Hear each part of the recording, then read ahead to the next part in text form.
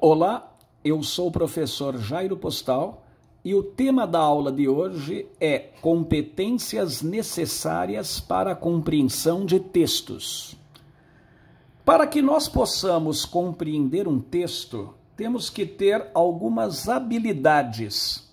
É óbvio, a primeira delas, se tratar de um texto verbal, é ser alfabetizado. Isso é óbvio.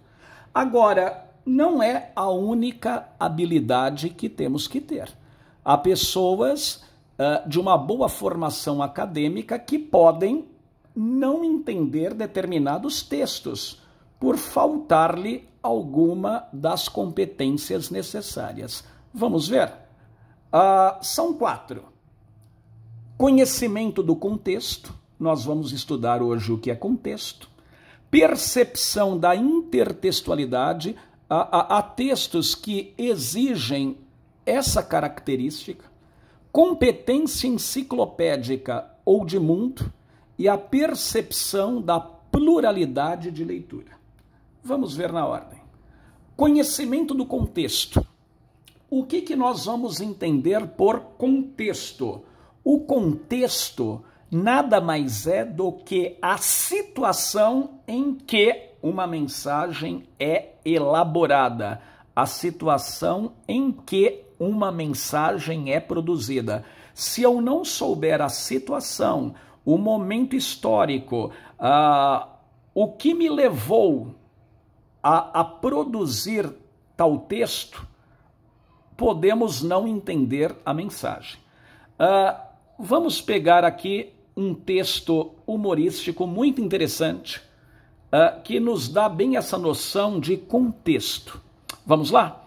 Um casal decide passar férias numa praia do Caribe. Por problemas de trabalho, a mulher não pode viajar com o marido, deixando para ir uns dias depois. Vamos imaginar a cena? Então, um casal vai passar as férias no Caribe. A mulher, de última hora, uma executiva, tem que fazer um trabalho inadiável e ela diz ao marido, vá você que eu vou depois. E o homem foi. Quando o homem chegou e foi ao quarto do hotel, ele viu que havia um computador com acesso à internet. Então, decidiu enviar um e-mail à esposa. Porém, sem se dar conta, errou uma letra e o enviou a outro endereço. Então, vamos imaginar essa cena. O marido está no Caribe, numa ilha, numa praia. Lá ele vê que tem sinal de internet. Ele resolve mandar um e-mail à esposa. Ele, na hora de digitar lá o endereço eletrônico, erra uma letra. E é óbvio, a mensagem vai a outra pessoa. Vai cair numa caixa de entrada de outra pessoa. Vamos ver quem recebeu? O e-mail foi recebido por uma senhora que acabara de chegar do enterro do marido. Coitada, uma senhorinha que acabara de enterrar o marido. Quando ela volta, ela abre o computador, está lá esse e-mail. A viúva, ao conferir seus e-mails, desmaiou instantaneamente. O filho, ao entrar em casa, encontrou a mãe desmaiada perto do computador. E ele foi ler lá na tela por que a mãe desmaiou. Olha o que estava escrito. Querida esposa, cheguei bem. Provavelmente se surpreende em receber notícias minhas por e-mail, mas agora tem computador aqui e pode-se enviar mensagens às pessoas queridas. Acabo de chegar e já me certifiquei de que está tudo preparado para você chegar na sexta-feira que vem. Tenho muita vontade de te ver. Espero que sua viagem seja tão tranquila quanto a minha. PS. Não traga muita roupa, porque aqui faz um calor infernal. Então vejam que curioso, não é? O texto aqui, o texto do marido vai da palavra querida à palavra infernal. O que é o texto? É o todo de sentido. Isso aqui é um e-mail. Qual é o assunto? Todas as palavras estão interligadas. Ele está demonstrando sua saudade, né, para a esposa dizendo que não vê a hora que ela chegue na próxima sexta. Só que quem recebeu, quem vai ler isso, não é a esposa dele. É uma senhora cujo marido acabara de falecer. Ou seja, essa senhora que lê esse texto não sabe qual foi o contexto. Qual foi o contexto? O contexto é a situação. Qual foi a situação motivadora da elaboração dessa mensagem? Um homem que está lá no Caribe aguardando ardentemente sua esposa. Ela não conhece o contexto. Então, à medida que ela vai lendo, ela vai interpretar isso de uma outra maneira. E é cômico. Ela vai interpretar como se o marido dela, lá do além, estivesse escrevendo para ela. E é por isso que ela desmaia. Porque quando o marido diz, né, agora tem computador aqui e pode-se enviar mensagens às pessoas queridas, ela interpreta esse aqui como além. E ele diz, né, que ele já se certificou de que está tudo preparado para ela chegar na sexta que vem. Ela interpretou que vai morrer. Ela vai encontrá-lo lá no além. E para piorar, ele diz, não traga muita roupa porque aqui faz um calor infernal. Quem conhece o contexto, a situação em que a mensagem foi produzida, vai entender que o calor infernal é o calor lá do Caribe.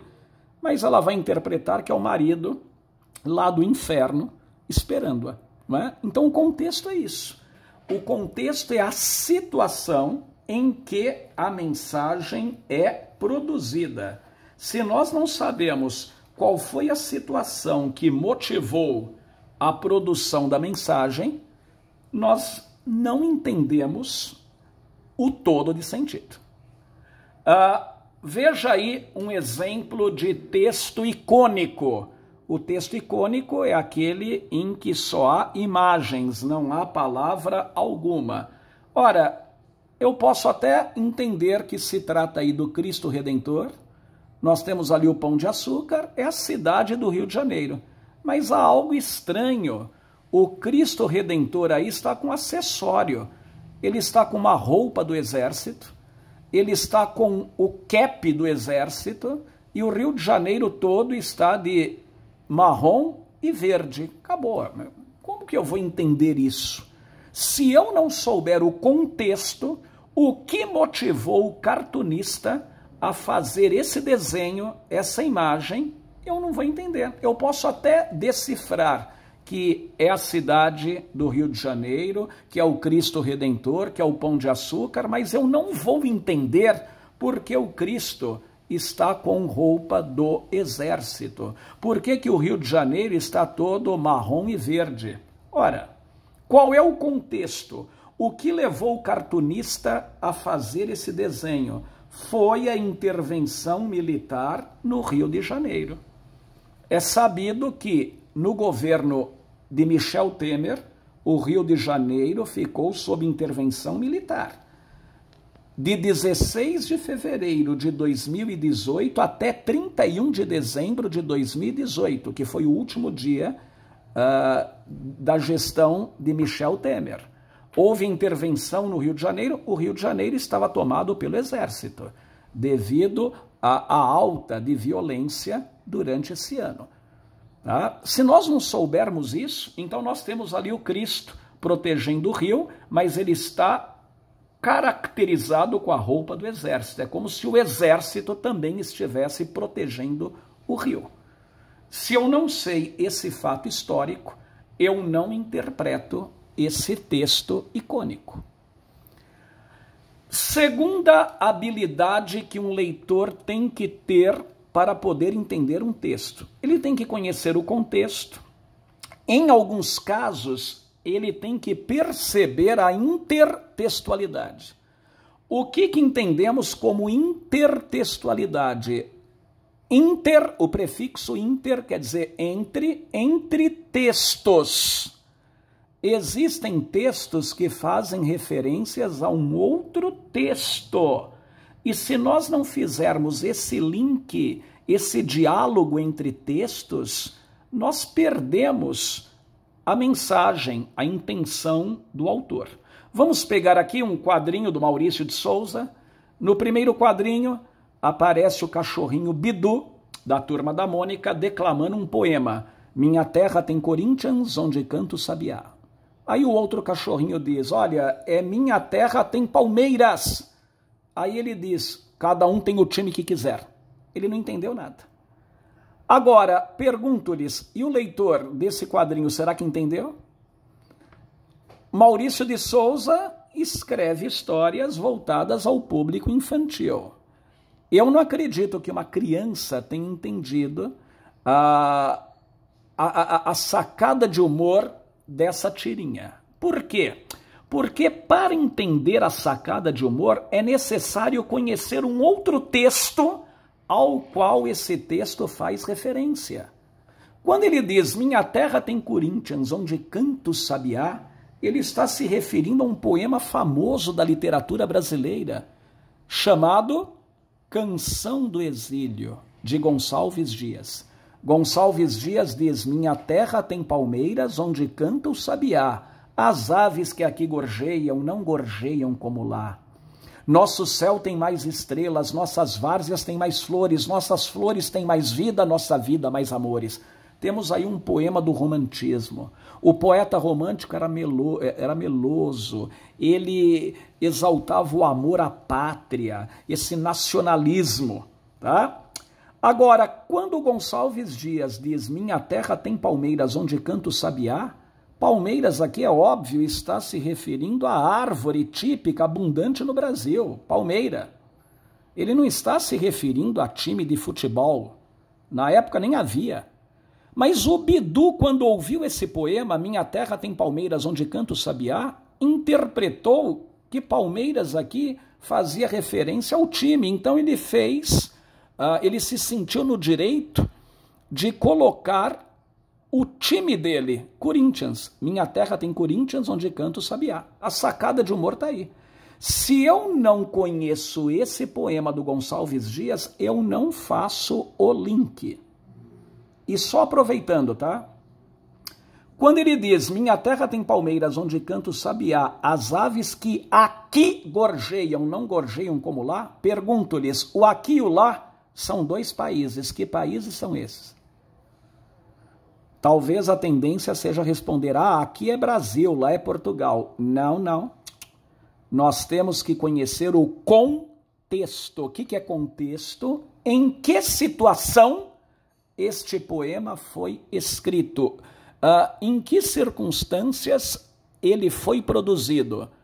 O Gonçalves Dias, poeta maranhense, o Gonçalves Dias nasceu no Maranhão, tá? Ele viveu entre 1823 a 1864 e ele foi a Portugal, à Universidade de Coimbra, estudar direito. Ele nunca foi exilado, hein? Muita gente acha que Canção do Exílio faz uma referência ao fato de ele ter sido expulso do país. Ele nunca foi exilado. Ele se sentiu exilado. O exílio aqui é uma metáfora. É como se ele estivesse exilado.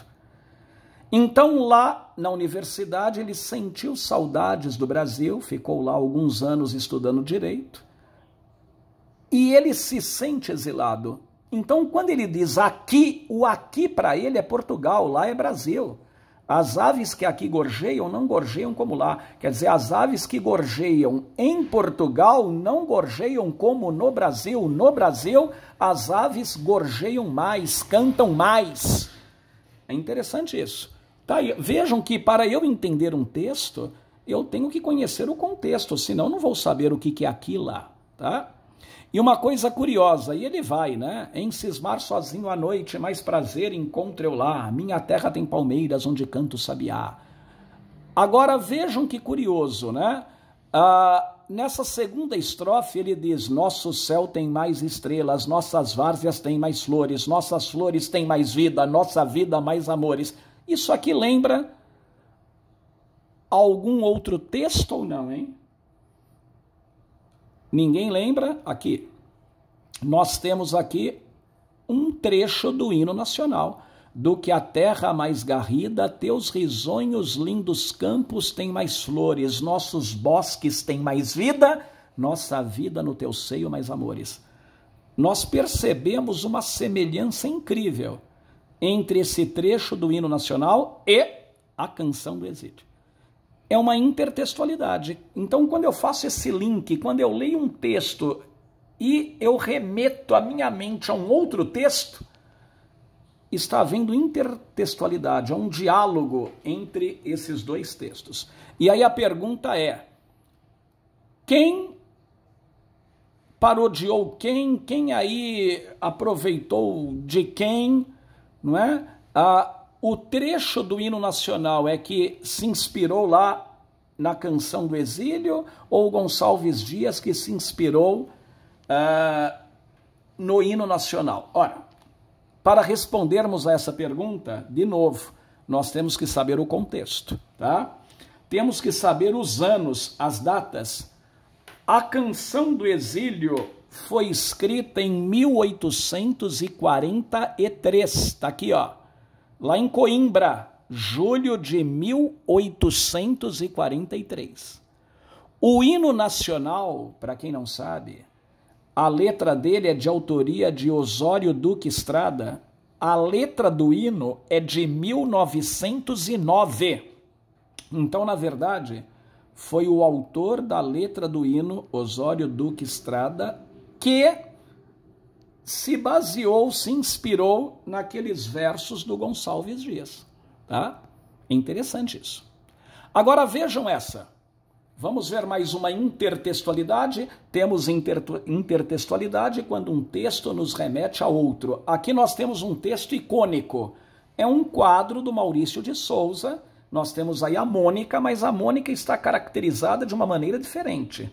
Ela está com uma roupa diferente, a posição das mãos, há uma imagem, uma paisagem diferente de fundo. Ora, gente, eu só vou entender isso se eu conhecer um outro quadro famoso. Qual é o quadro famoso? A Mona Lisa. Está aqui. Quem não conhece a Mona Lisa de Leonardo da Vinci não entende esse quadro, essa paródia do Maurício de Souza, tá? Que ele chama inclusive de Mônica Lisa. Tá? O Maurício de Souza fez uma série de pinturas parodiando quadros, telas famosas. É uma maneira para professoras ensinarem arte às crianças. Tá? A Mona Lisa está aqui, de autoria de Leonardo da Vinci, pintor italiano do Renascimento. Né? O Leonardo da Vinci viveu entre 1452 e 1519. Esse quadro está exposto lá no Museu do Louvre, em Paris. Tá? E é lógico, esse quadro é bem parodiado. Olha mais um, tá? Aqui os dois, não é? Agora olha esse, tá aí. Isso aqui é uma propaganda. Esse aí é o Carlos Moreno, é o garoto propaganda da Bombril, e aqui ele está fazendo uma propaganda da linha Monbiju, sabão líquido, amaciante de roupa e tal. E ali aparece algo escrito: Monbiju deixa sua roupa uma perfeita obra-prima. Ora, quem não conhece o quadro da Mona Lisa não vai entender por que ele está caracterizado assim. O humor está aí, ó. Se uma dona de casa nunca viu a Mona Lisa, não vai achar graça nenhuma, não vai entender o porquê dele estar assim. É necessário conhecer o quadro da Mona Lisa, tá aqui, ó. É necessário conhecer o quadro da Mona Lisa para entender por que ele está caracterizado. É uma paródia, é uma brincadeira, uma sátira, tá? Olha mais uma aqui. Aqui nós temos o Cebolinha e ali uma figura de um ancião tocando o dedo no dedo do Cebolinha, e ali aparece de fundo a turma da Mônica, Chico Bento, Magali, Mônica, Cascão, etc. Muito bem. Ora, gente, eu não vou entender nada por que há essa disposição de imagem se eu não conhecer uma outra pintura famosa. Essa aqui, ó. Tá? Essa famosa pintura de autoria de Michelangelo, também pintor italiano do Renascimento. O Michelangelo viveu de 1475 a 1564. E ele pintou, essa é uma pintura que está na Capela Sistina, lá no Vaticano. É a criação de Adão. Tá? E aqui, ó, o Maurício de Souza parodiou a criação do Cebolinha. É Deus tocando o dedo do homem, isso é uma referência ao livro de Gênesis, em que Deus cria o homem. Do barro Deus fez o homem e dá-lhe aqui o sopro de vida. Quando Deus toca, dá razão a Adão. Tá lá. E aqui o Cebolinha, certo? E esse quadro é parodiado, ó. Mais um. Aqui o Bob Esponja e aqui, não é? Netuno, deus do mar, tocando o Bob Esponja com uma espátula. É uma paródia. Se eu não conheço esse quadro aqui, ó, eu não faço link. Perde-se o humor, né? A isso se dá o nome de intertextualidade. É quando um texto dialoga com outro, é quando um texto faz referência a outro. E texto aqui pode ser o texto linguístico, o verbal com palavras, ou icônico com imagens, tá? Tem um aqui bem curioso, um passarinho. O passarinho está caminhando e ele diz: uma pedra no meio do caminho, e agora? Se eu tivesse talento, faria um belo poema. Aí ele volta e ele vai dar um impulso, mas eu sou apenas um passarinho prático. Ele pula a pedra e vai embora. Ora, gente, nós não vamos entender nada do que está escrito aí, fica uma coisa sem graça. Ele encontra uma pedra e aí ele diz que se ele tivesse talento, faria um belo poema. Mas como ele não tem talento, ele vai pular a pedra e seguir caminho. Não dá para entender. A não ser que conheçamos um outro texto, um texto famoso de Carlos Drummond de Andrade. Carlos Drummond de Andrade, poeta mineiro do modernismo brasileiro, viveu de 1902 a 1987, escreveu o famoso poema No Meio do Caminho. No meio do caminho tinha uma pedra no meio do caminho. Tinha uma pedra, no meio do caminho tinha uma pedra. Nunca me esquecerei desse acontecimento na vida de minhas retinas tão fatigadas. Nunca me esquecerei que no meio do caminho tinha uma pedra. Tinha uma pedra no meio do caminho tinha uma pedra. Tá? É um poema modernista. Os alunos até perguntam: professor, mas eu acho que eu consigo fazer melhor que isso. Isso aí é poema? Sim, é um poema modernista. O poema modernista, ele era assim, ousado, ele visava a infringir aquelas regras métricas, regras de rima, tá? O Carlos Drummond, tá aqui, ó. Esse é Carlos Drummond, faleceu com 85 anos de idade.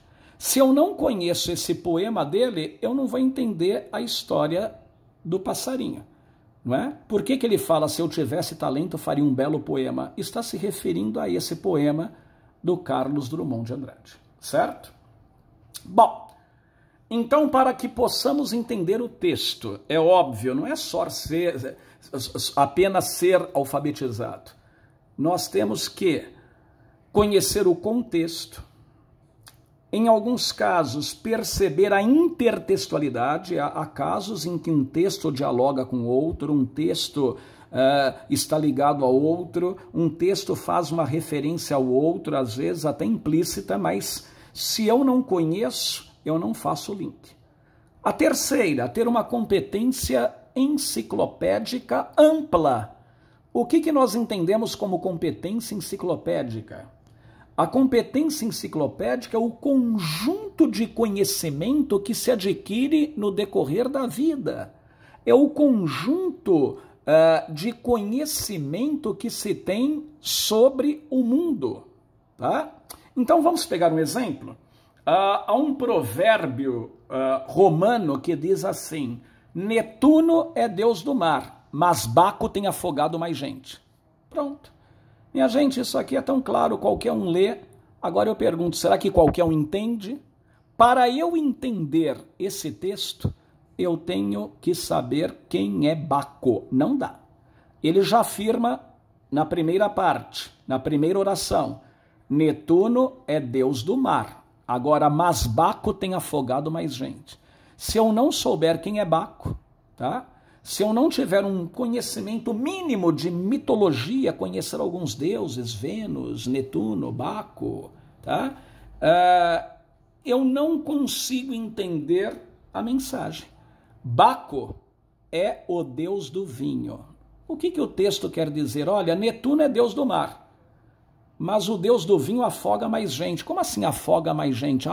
Se Baco é deus do vinho, é deus da bebedeira, Baco afoga mais gente no alcoolismo.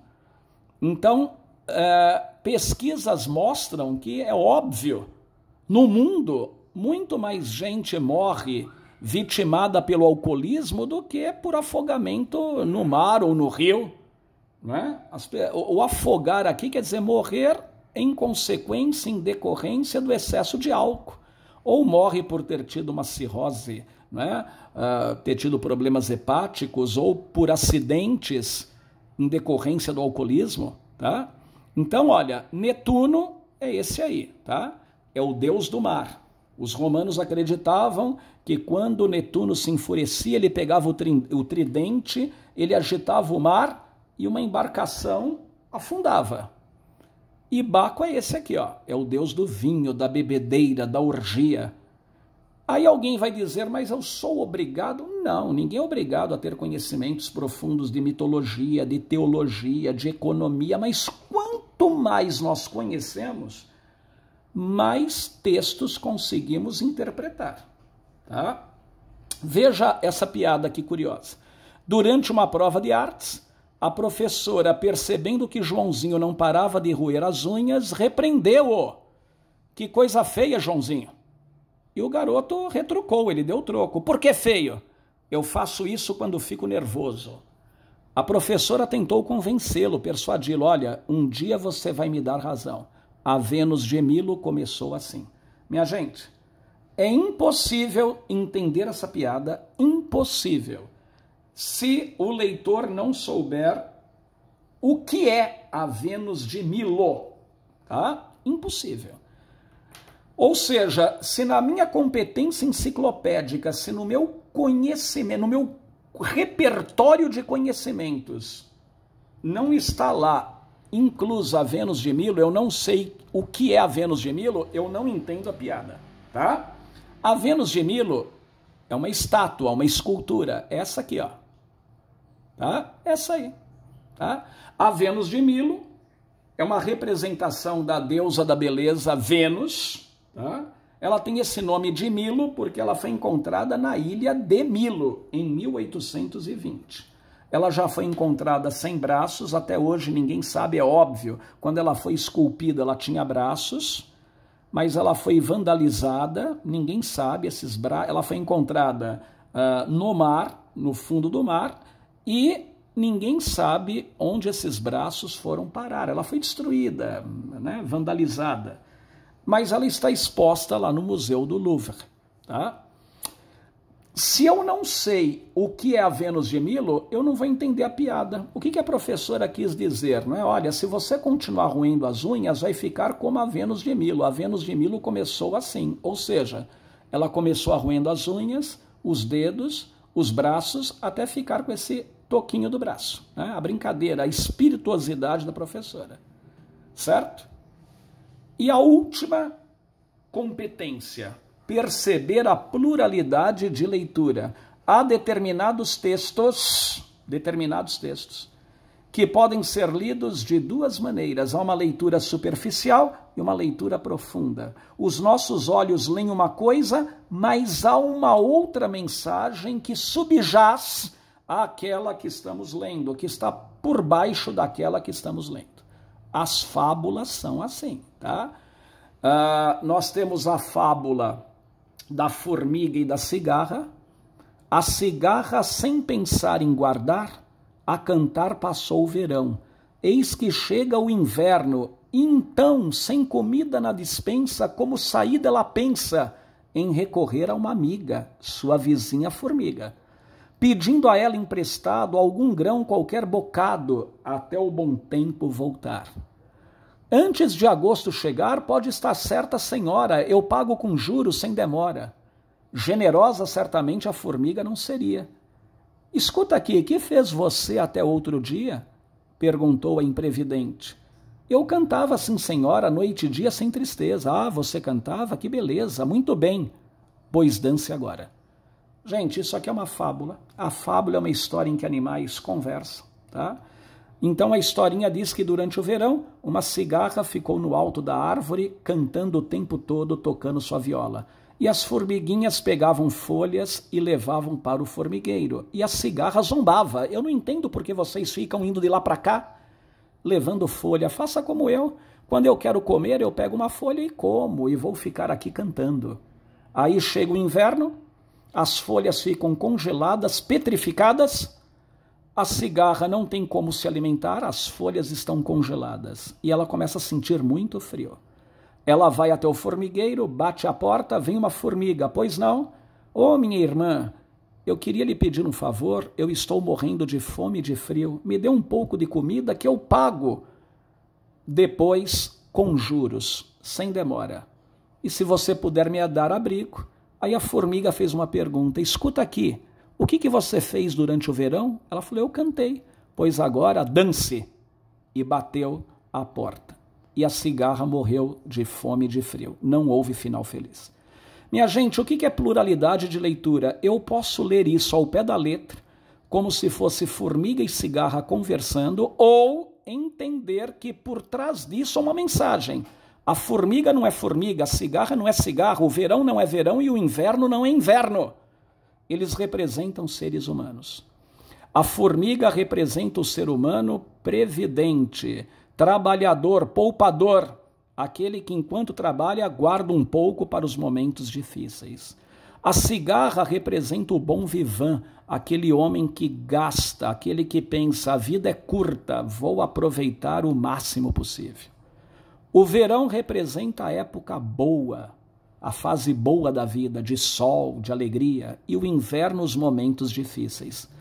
Aquele homem que não é previdente, que não guarda um pouco do que ganha, não poupa, vai passar dificuldades quando a má época chegar, o inverno chegar. Essa seria uma segunda leitura, por isso pluralidade de leitura. As fábulas são assim. As fábulas trazem animais que, na verdade, representam tipos humanos. Tá? Bom, numa próxima aula, estudaremos as qualidades do texto. A coerência, a clareza e a coesão. Até a próxima.